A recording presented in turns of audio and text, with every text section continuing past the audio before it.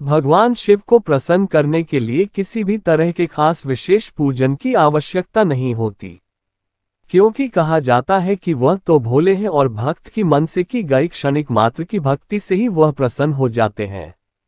अगर आप भी शिव की भक्ति और कृपा पाने के लिए सावन के सोमवार का व्रत करते हैं तो इस कथा से भोलेनाथ को प्रसन्न कर सकते हैं। एक साहूकार था जो शिव का अनन्य भक्त था। उसके पास धन धान्य किसी भी चीज की कमी नहीं थी, लेकिन उसके पुत्र नहीं था और वह इसी कामना को लेकर रोज शिवजी के मंदिर जाकर दीपक जलाता था। उसके इस भक्ति भाव को देखकर एक दिन माता पार्वती ने शिव जी से कहा कि प्रभु, यह साहूकार आपका अनन्य भक्त है, इसको किसी बात का कष्ट है तो आपको उससे अवश्य दूर करना चाहिए।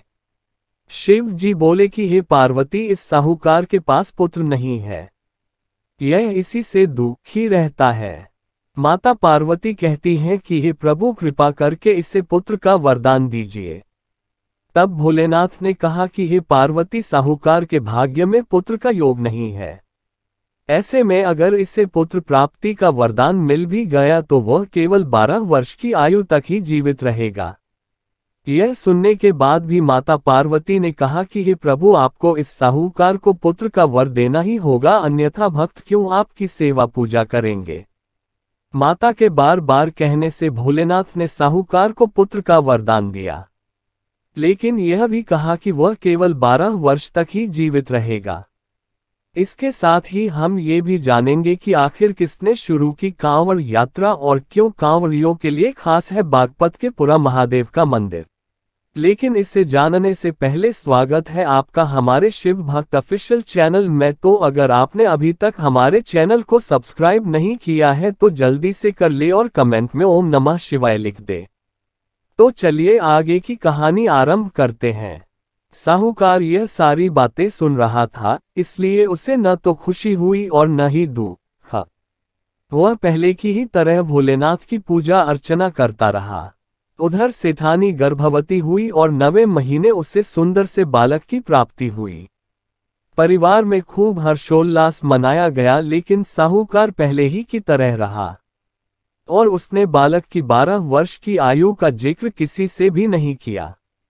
जब बालक 11 वर्ष की आयु हो गई तो एक दिन साहूकार की सेठानी से बालक के विवाह के लिए कहा। तो साहूकार ने कहा कि वह अभी बालक को पढ़ने के लिए काशी जी भेजेगा। इसके बाद उसने बालक के मामा जी को बुलाया और कहा कि इसे काशी पढ़ने के लिए ले जाओ और रास्ते में जिस भी स्थान पर रुकना वहां यज्ञ करते और ब्राह्मणों को भोजन कराते हुए आगे बढ़ना। उन्होंने भी इसी तरह करते हुए जा रहे थे कि रास्ते में एक राजकुमारी का विवाह था। जिससे उसका विवाह होना था वह एक आंख से काना था। तो उसके पिता ने जब अति सुंदर साहूकार के बेटे को देखा तो उनके मन में आया कि क्यों न इसे ही घोड़ी पर बिठाकर शादी के सारे कार्य संपन्न करा लिए जाएं।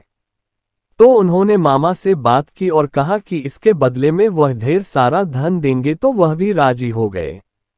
इसके बाद साहूकार का बेटा विवाह की बेदी पर बैठा और जब विवाह कार्य संपन्न हो गए तो जाने से पहले उसने राजकुमारी की चुंदरी के पल्ले पर लिखा कि तेरा विवाह तो मेरे साथ हुआ, लेकिन जिस राजकुमार के साथ भेजेंगे वह तो एक आंख का काना है।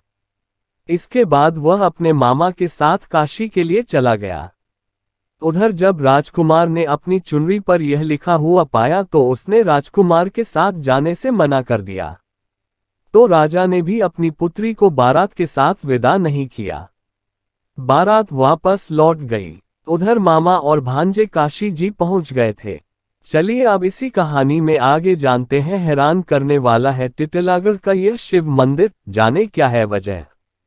तो अब कहानी को फिर से शुरू करते हैं। एक दिन जब मामा ने यज्ञ रचा रखा था और भांजा बहुत देर तक बाहर नहीं आया तो मामा ने अंदर जाकर देखा तो भांजे के प्राण निकल चुके थे। वह बहुत परेशान हुए, लेकिन सोचा कि अभी रोना पीटना मचाया तो ब्राह्मण चले जाएंगे और यज्ञ का कार्य अधूरा रह जाएगा। जब यज्ञ संपन्न हुआ तो मामा ने रोना पीटना शुरू किया। उसी समय शिव पार्वती उधर से जा रहे थे तो माता पार्वती ने शिव से कहा कि हे प्रभु, कौन रो रहा है इतना। तभी उन्हें पता चलता है कि यह तो भोलेनाथ के आशीर्वाद से जन्मा साहूकार का पुत्र है। तो वह कहती है कि हे स्वामी, इसे जीवित कर दे, अन्यथा इसके माता पिता के रोते रोते प्राण निकल जाएंगे। तब भोलेनाथ ने कहा कि हे पार्वती, इसकी आयु इतनी ही थी सो वह भोग चुका। लेकिन मां के बार बार आग्रह करने पर भोलेनाथ ने उसे जीवित कर दिया। लड़का ओम नमः शिवाय करते हुए जी उठा और मामा भांजे दोनों ने ईश्वर को धन्यवाद दिया और अपनी नगरी की ओर लौटे। रास्ते में वही नगर पड़ा और राजकुमारी ने उन्हें पहचान लिया। तब राजा ने राजकुमारी को साहूकार के बेटे के साथ बहुत सारे धन धान्य के साथ विदा किया। अब कहानी के साथ साथ इसे भी जानते हैं काशी के 9 बेहद खास मंदिर। इन्हें नहीं देखा तो क्या देखा। उधर साहूकार और उसकी पत्नी छत पर बैठे थे। उन्होंने यह प्रण कर रखा था कि यदि उनका पुत्र सकुशल न लौटा तो वह छत से कूदकर अपने प्राण त्याग देंगे। तभी लड़के के मामा ने आकर साहूकार के बेटे और बहू के आने का समाचार सुनाया, लेकिन वे नहीं माने तो मामा ने शपथ पूर्वक कहा। तब तो दोनों को विश्वास हो गया और दोनों ने अपने बेटे बहू का स्वागत किया। उसी रात साहूकार को स्वप्न में शिव जी ने दर्शन दिया और कहा कि तुम्हारे पूजन से मैं प्रसन्न हुआ। इसी प्रकार जो भी व्यक्ति इस कथा को पढ़ेगा या सुनेगा उसके समस्त दुख दूर हो जाएंगे और सभी मनोकामनाओं की पूर्ति होगी। तो दोस्तों, आशा करता हूं कि आपको कहानी अच्छी लगी होगी। तो मिलते हैं अगले वीडियो में, तब तक ओम नमः शिवाय।